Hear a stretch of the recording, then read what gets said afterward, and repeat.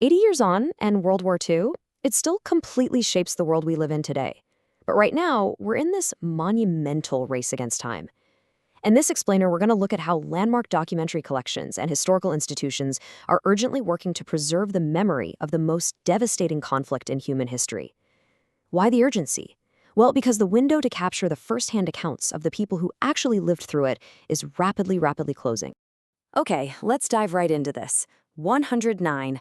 That was the age of the oldest known World War II veteran who recently passed away in England. And right alongside him, another incredible D-Day veteran recently died at the age of 106. You know, these aren't just numbers on a screen. They represent the final, fading echoes of a generation that quite literally saved the world. The National World War II Museum puts this reality into really stark perspective with this quote. It says, "Every day, memories of World War II, its sights and sounds, its terrors and triumphs, disappear."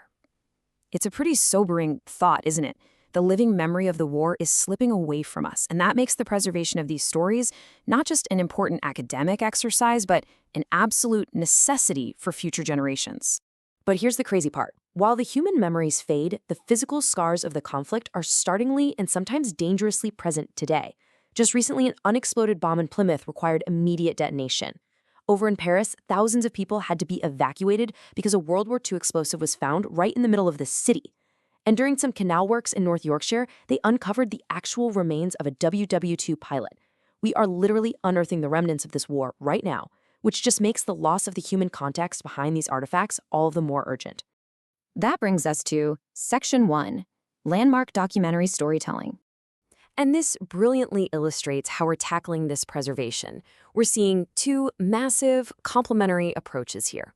On one side, you've got the highly focused archival deep dives of the BBC Select series. They're taking restored film footage and some incredibly rare interviews to analyze specific figures and pivotal events. Then, on the other end, we have the upcoming World War II with Tom Hanks documentary from the History Channel. This is a sweeping, 20-hour definitive retelling designed specifically to re-examine the war for a new century, covering the whole shebang, from the rise of fascism all the way to the uneasy peace that followed. Just look at the sheer scale of the BBC's effort here. It's absolutely staggering. Across dozens of restored archives, they are making sure no stone is left unturned. We're talking the legal meticulousness of the Nuremberg trials, the catastrophic reality of Hiroshima, the psychology behind the Blitz spirit, the technological leap in the history of tanks, and of course the darkest realities of the Holocaust at Auschwitz. It is a massive, comprehensive effort to capture the full scope of the era. Moving right along to Section 2, the long fuse of fascism. Historians love to describe the buildup to the war as a long fuse, and honestly, you can practically hear that tension escalating in the original broadcast audio from the time. In October 1938, the fear is deeply domestic, right? The government is out there issuing civilian gas mask instructions. Then, less than a year later, boom. September 1939, the macro-level global politics crashed down, with King George VI addressing the nation and delivering the stark news that Britain has officially declared war on Germany. To really understand how that fuse was lit in the first place, these documentaries meticulously dissect the leadership of the era.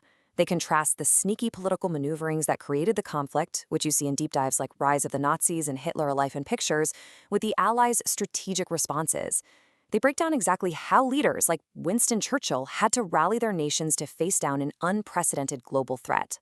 Which leads us perfectly into Section 3, Turning Points of War.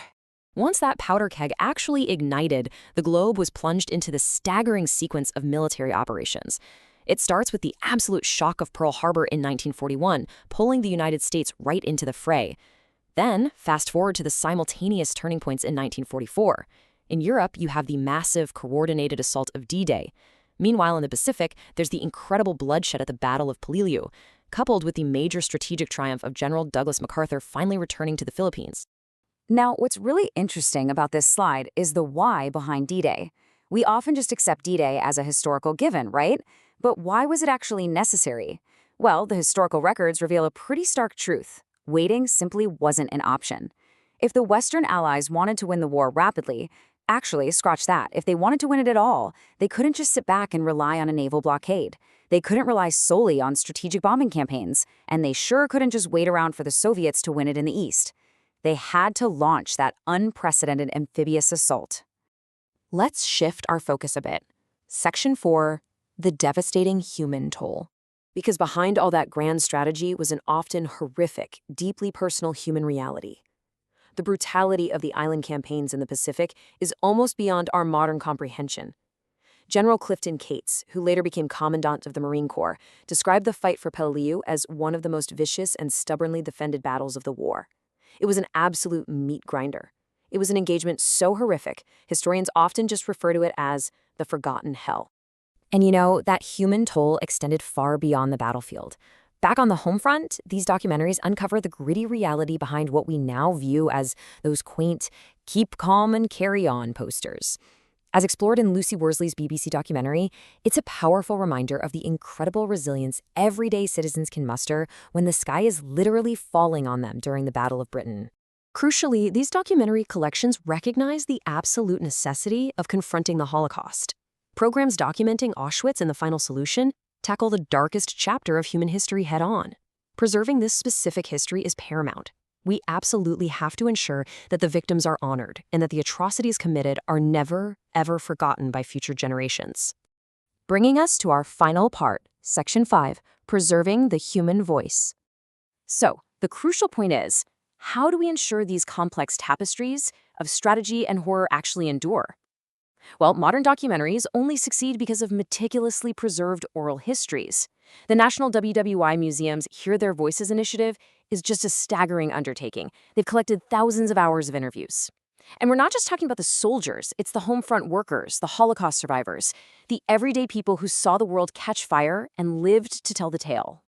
Think about this. It takes a sweeping 20 hours for that new Tom Hanks series to capture the full arc of the war.